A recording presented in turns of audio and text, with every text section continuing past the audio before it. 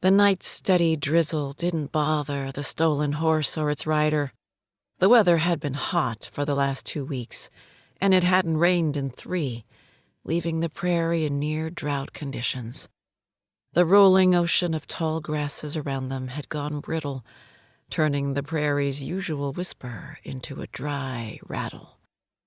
Rain would be good, the elven rider thought, both for reviving the land and for washing away any traces of the crime she was about to commit. Mildred Berry pulled her wide-brimmed hat low to cover her white hair.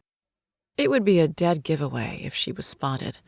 There weren't any other albinistic elves running around this part of the prairie.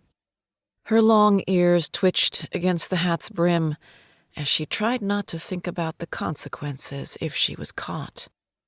Previously, she'd mixed coal dust with fat to color her hair, but it had melted from the heat of her scalp, oozing black rivulets down her face and neck. Effective at terrorizing guards, but messier than the makeshift dye was worth. Adjusting her poncho to keep out the rain, Millie gave the horse a solid pat on the neck.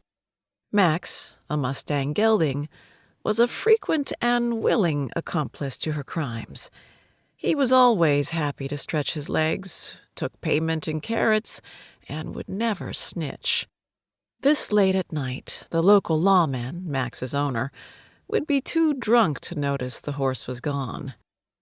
Plainfield's lanterns glowed on the horizon. It was a weed of a town, springing out of the dirt with the arrival of the railroad.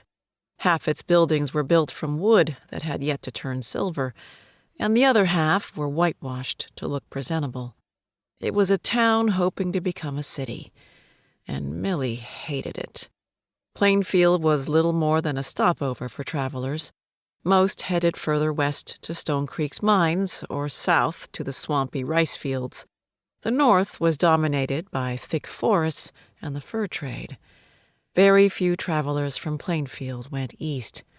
East led to actual cities, where people called themselves civilized and respectable, and looked down on people like Millie.